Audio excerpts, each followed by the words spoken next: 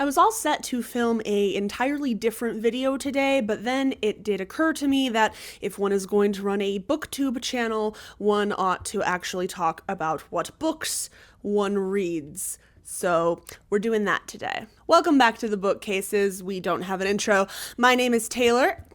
This is Oscar, and today we are going to talk about everything that I read in Q1 of 2026, so January, February, March of this year. I read 13 books in the first 3 months of the year, not all of which are here with me in this room because several of them I checked out from the library, so some of them I'll be able to hold up, some of them I'm just going to put the cover up on screen. This is going to be mostly spoiler free. A few of these are part of longer running series and so are kind of hard to talk about without spoiling elements of the entire series, but I will tell you what star rating I gave each book right up at the front so that if you are interested in going into these books completely blind yourself, you are able to do that. I'm going to present these in the order that I finished them. So without further ado, the first book that I finished in 2026 was The Second Rebel by Lyndon A. Lewis. This is the second in the First Sister trilogy of books. These are sci-fi space operas,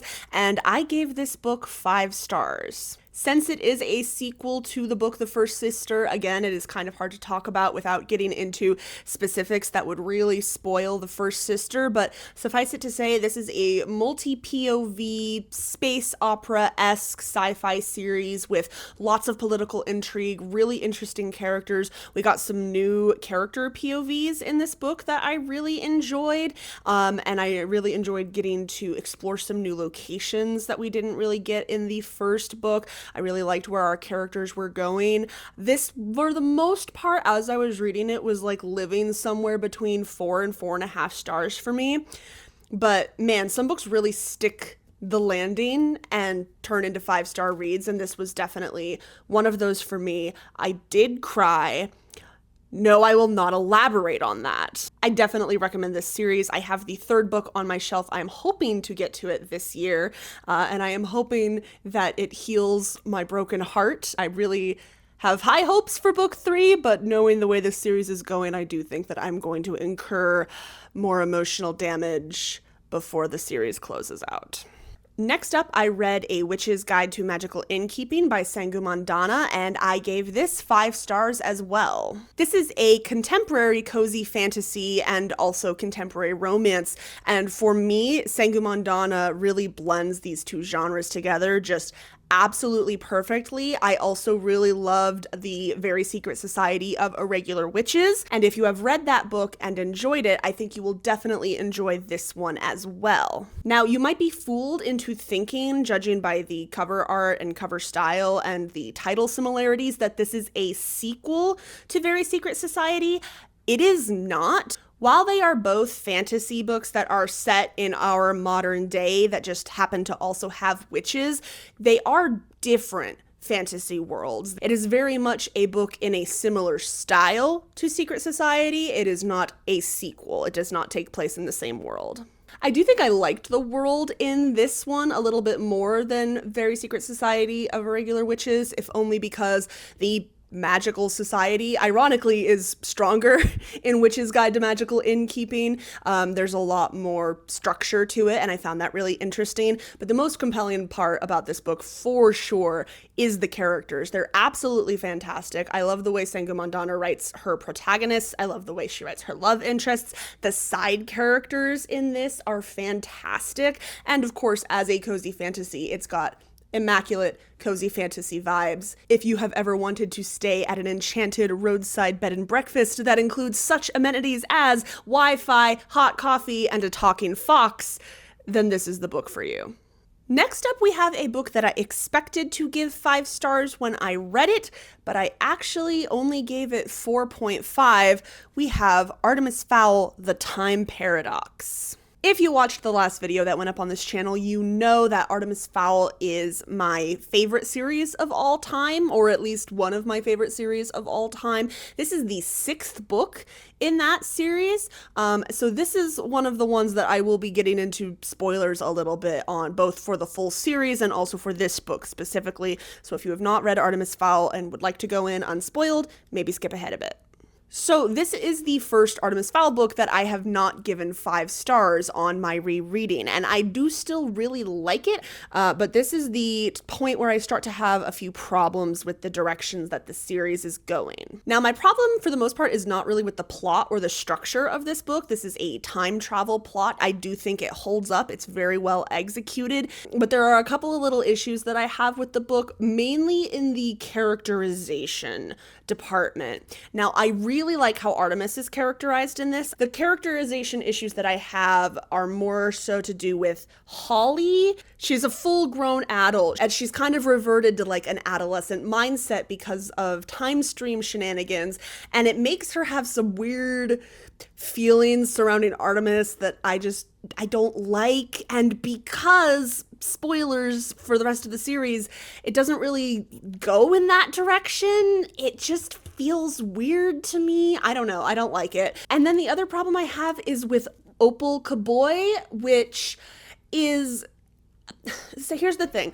Opal Kaboy is one of the main overarching villains of this series, and in the last book that she appeared in this series, book 4, it is noted by her henchmen that she has changed. In book 4, she's really escalated her behavior due to circumstances from book 2. In book 6 here, we are dealing with an Opal Kaboy who is acting this heightened, insane way, but this is a time travel story. The Opal that we have met has not yet undergone the events of book 2. We have not had the failure of the Goblin Uprising. We have not had the cleansing coma. So why is she so unhinged in this? This should be a step back into her character arc, and it's not. And I just personally find that frustrating. I don't think I'm alone in that among Artemis Fowl fans. I wish that there had been a little bit more attention to detail paid in that regard. However, I do still really like this book, and I still, of course, love Artemis Fowl with all my heart. Next up, I read Cinder House by Freya Marske, and once again, I gave this 5 stars. I don't think I have ever not given a Freya Marske book 5 stars. Cinder House, as you maybe could guess from the title, is a Cinderella retelling. It is also a novella, and so because of that, I'm going to try and be as vague as possible with this description because I really think that you should read this. Basically, it is a retelling of Cinderella where Cinderella was accidentally killed at the same time as her father, and so she is inhabiting her family's house as a ghost. And that is all I'm going to tell you about what's going on in this book, because the rest of it should just be experienced. I am a sucker for a fairy tale retelling. I always have been, and this one is very, very strong. I love Ella as a protagonist. She is fascinating to follow as she kind of learns the boundaries and limitations and abilities that she now has as a spirit haunting this house. This book is also sort of a allegory for chronic illness and disability by Freya Marske's own admission, sort of on accident, but a very good one nonetheless. And the world that this is set in, I would love a whole book set in. I have this problem when I read fantasy novellas where I love the book that I'm reading and I don't wish that the book itself was any longer, but I do always kind of wish I could go back and see more in that world. So if Freya Marske wants to come back and do more fairy tale retellings set in this same world with this same sort of fae-based, ghost-based magic system, I wouldn't say no to that. Next up, I have the book that was my book club's pick for January, Hogfather by Terry Pratchett. I have not read very many Discworld books, and I have yet to find a Discworld book that is 5 stars to me, but I can tell that I will eventually get there because every time I read Discworld, I really, really enjoy it. I gave this 4.5 stars. Hogfather is a book that's kind of hard to explain without also explaining all of like what Discworld is and what Deathsteel in Discworld is, and that's some stuff that I don't even know all of myself because this was actually the first of the death novels of Discworld that I had read. Suffice it to say, on the disc, which is the magic world that this book takes place in, on the disc, they don't have Christmas. They have what they call Hogswatch Night, and instead of Santa Claus, they have the Hogfather. But in this book, the Hogfather has disappeared on Hog's Watch night, and Death takes it upon himself to take his place and deliver presents to children and visit a shopping mall to be a mall Santa and do all of the things that are required of the Hogfather so that the belief and spirit of the holiday will survive. There's a lot of other stuff going on in this book too. We're kind of hopping around from different POVs, which at times was a little disorienting, but I still really enjoyed it. The characters are very fun. The commentary is really interesting. Death is a joy to spend time with on page. And Susan, his granddaughter, I love her. I want to read all of the Susan books immediately. The only other Discworld books that I have read are the first two, Color of Magic and Light Fantastic, but Discworld by no means is a series that can or even really should be read in release order. So if you have read Discworld and have other recommendations for which ones I should go to next, definitely let me know. Next up, we have what is a bit of a departure from the rest of the books on this list. You know, when you're a kid and you like a book series like Percy Jackson or Artemis Fowl, and they have the mainline books, but then they also have these extra materials like the Hunger Games Capital Guide or the Percy Jackson Camp Half-Blood Ultimate Edition, those types of things.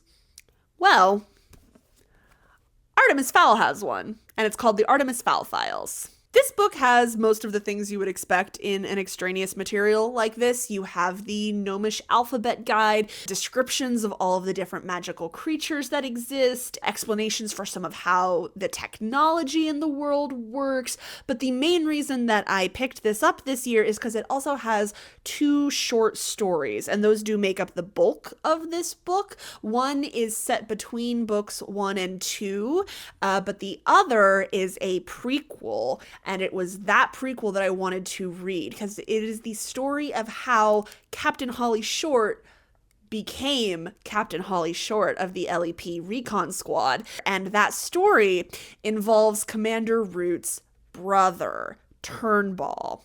And I wanted to reread this because Turnball is the villain of Artemis Fowl Book 7, The Atlantis Complex. For what it's worth, I liked the short stories in this, particularly the one about Holly. I gave this book 4.5 stars. It was very nostalgic reading this. I never owned this as a kid, but I read it very, very many times. I checked it out from my library a lot, and I picked this up on Pango this year after rereading it because I thought it would be a nice addition to my collection. But onto the Atlantis Complex.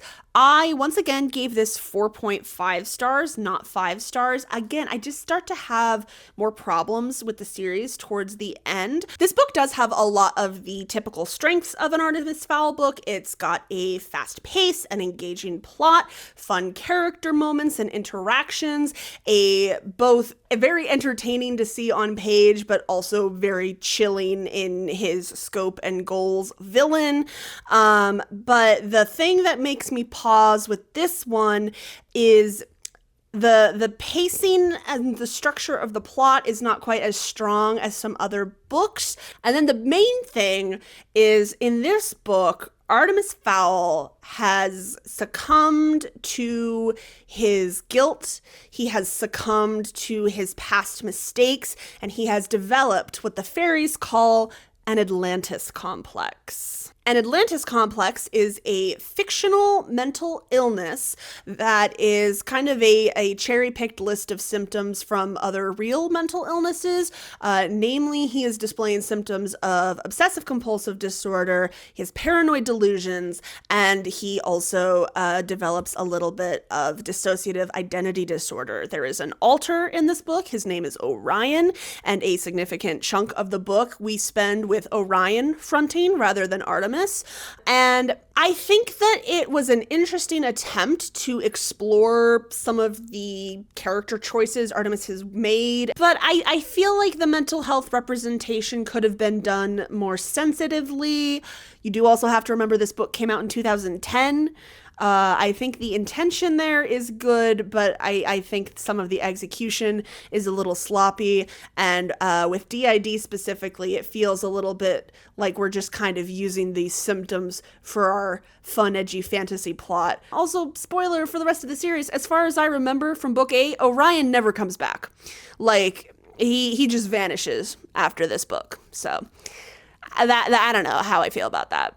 After I made my The Problem with Manga video, where I talk about tracking manga versus tracking books and how they kind of differ, I did end up deciding not to track my manga reading alongside my novel reading for 2026. However, I did decide that I am still going to put graphic novels on my main book tracking system, so the next book that I have to talk about is a graphic novel. This is Off Menu by Oliver Gerlach. It is a young adult graphic novel in a fantasy world where we follow the main character, Soup, who was left as a baby in a soup pot outside a restaurant and is then taken in by the restaurant staff, raised up there. She grew up in the kitchen. She loves to cook. And now she, with the help of her friends and community, must win a cooking competition in order to protect her local farmers market from her evil, greedy corporate boss. I don't really have a lot to say about this book. It was cute. The art is really, really good, especially the depictions of food, which for a book like this, you definitely want. But I kind of found the story very cookie cutter, no pun intended, and the characters, while enjoyable while reading, not very memorable outside of the book. I gave this 3.5 stars. I think it's definitely worth your time if you like graphic novels. It was a really nice palate cleanser for me, but I don't really have much else to say about it, unfortunately. Then after that, I read my February book club pick, which was The Raven Boys by Maggie Stiefvater. Stiefvater? Somebody correct me in the comments. So The Raven Boys is kind of a hard book to describe. We follow our main character, Blue, who is a high school girl and the daughter of psychics, but she has no psychic power of her own. However, she does sort of act as an amplifier for the rest of her family's psychic abilities. And she ends up entangled with these 4 boys from the local, preppy private school, the Raven Boys, she calls them. And they kind of end up all together on this search for a magical artifact, kind of, sort of. That's a bit reductive, but I'm trying to be vague, both to avoid spoilers, but also because it is kind of hard to talk about the plot of this book. In some ways, it feels like there's not very much plot. It's very vibes-based. It's very atmospheric. It reminded me a lot of The Starless Sea in that regard, although I will say it is easier to follow than The Starless Sea. The Starless Sea is both very vibes-based and atmospheric, but also hopping around through different points in a timeline and different POVs, and is kind of confusing. This is not confusing per se. It just really takes its time to get to the point. All that said, I loved it. I gave this 5 stars. Sometimes you read a book that you just know if you had read it at a different point in time, it would have become like your entire personality. And I could feel myself sinking deeper into this book as I read it. And I just knew that if I had read this when I was a teenager, I would have been obsessed. Some 5-star books you know are 5-star books right away, but others you don't really know until the end, and this is definitely one of those for me. It took me some time to get into it, but once I kind of started picking up what this book was putting down, I kind of fell in love with it a little bit, and I haven't gotten around to reading book 2 yet, but I know that as soon as I do, I'm going to find myself right back there in that mindset of just being kind of consumed by a story and its world. I couldn't even tell you a favorite character. I love all of them in different ways. They are just there's something about just the right group of characters for a story that just makes you want to latch onto them and never let go. And these characters definitely hit that for me. Next up, we have yet another 5-star book. I read so many 5-star books in the first quarter of this year. The Bullet That Missed by Richard Osman. The Bullet That Missed is the third Thursday Murder Club book, and if you have not heard of this series before, it is a cozy mystery series where a group of senior citizens in a British retirement community get together every Thursday and solve murders. I love this series so much. It's a true comfort series for me. I love these characters. I love how they interact with one another. I love their friendships. This book series also has surprisingly poignant, thought-provoking discussions about life and aging and relationships and family. Some cozy mysteries are very shallow and just here for a good time, and that's great. I love those. But this one really sits with you and makes you consider different things. It's taking its time to not only be a good mystery series, but also a good character study of these people and the lives that they've lived.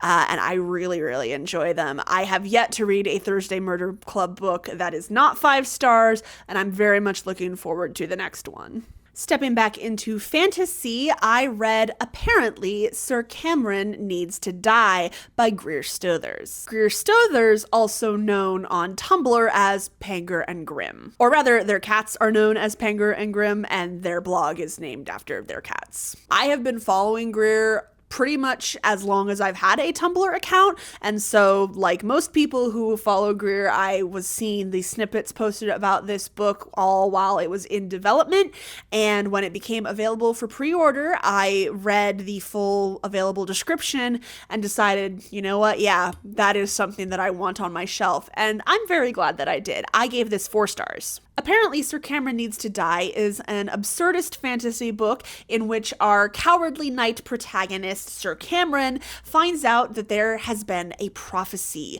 The great evil wizard will be slain after Sir Cameron dies on the battlefield. And the people who gave this prophecy are very invested in making sure it comes true and that the evil sorcerer is defeated, so they are going to make certain that he dies on said battlefield. When he finds this out, Sir Cameron is understandably very upset, and so he deserts the Order of Knights and runs to the only person he can think of who might possibly offer him protection, said evil sorcerer, and hijinks ensue from there. Comedies are a difficult genre to pull off. They're by nature very subjective because sense of humor is very personal and subjective.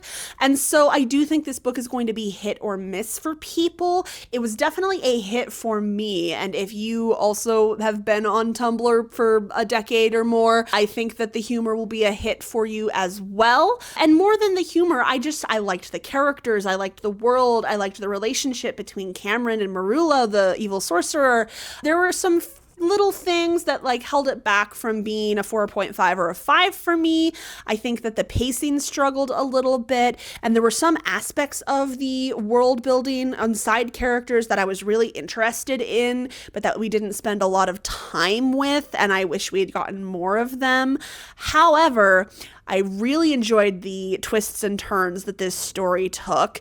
And again, I really enjoyed the relationship between Cameron and Marullo. And so overall, I think this is a really solid debut. And I am definitely going to be keeping my eyes on what Greer writes in the future. Also, let's take a moment for the sprayed edges. I don't always love sprayed edges on a paperback, but I think that this design, along with the gilded cover and just kind of general irreverent tone of it all, I think it works. My last book club pick for this video, the March book club pick, was Ancillary Justice by Ann Leckie, and I really enjoyed this. I gave this 4.5 stars. Ancillary Justice is a very philosophical, very heady sci-fi where we follow a sentient ship AI that was once in control of thousands of bodies called ancillaries, and these bodies were its eyes and ears and hands and feet on its mission. But then everything changed, and now this ship is confined to one single human body and has just that one body to work with as it goes on a decades-long quest for revenge. This book has really interesting sci-fi world building and really compelling plot in a really interesting dual timeline POV that always kind of keeps you engaged and turning the pages as you read. And then it also has a lot of really compelling questions about personhood, identity, intelligence, about culpability in empire, about whether or not following orders makes you as guilty as the one who gave the order, when disobeying an order does the most good. Again, it's a very philosophical book. It is book one in a series, so there is definitely more to explore with this world, and I am excited to do so. It's difficult for me sometimes to articulate the difference between a 4.5-star book and a 5-star book. All I can really tell you is that Ancillary Justice, while very, very good, both on a technical level and from an emotional enjoyment level, it was not 5 stars to me. It was 4.5 stars. If you would like to hear me talk more about how I give out star ratings to books and kind of my thought process behind all of that, let me know. Maybe I'll make a video about that in the future. But for now, this was a 4.5-star read, and I am very hopeful that the rest of the books in the series will be just as good, if not better. And finally, the last book that I read in March, and so the last book that I read in the first quarter of 2026, we have Vilest Things by Chloe Gong. Vilest Things is the sequel to Immortal Longings, which is a Antony and Cleopatra retelling with a death game and a kind of cyberpunk-esque but still very much fantasy city. And I really liked the first book. I gave it 4 stars. I was very intrigued by the characters. There was a really great, toxic and yet intoxicating dynamic between our two leads, and there was a lot of tension, both of the romantic variety and then also of the plot variety. And then the ending, man, the ending of Immortal Longings had me on the edge of my seat, and it had me desperate to find out what would happen in book 2. And it turns out what happens in book 2 is a whole lot of nothing. Or at least in the first half, there's a whole lot of nothing. I gave this 3 stars. It kind of averaged out to me. The first half of this book, I started this in January. If I was going by when I started books, this would be one of the first books that I talked about. I started this in January, and it took me so long to get through the first half of the book, and I was having such a uninterested, bored time with it that I soft DNF'd it.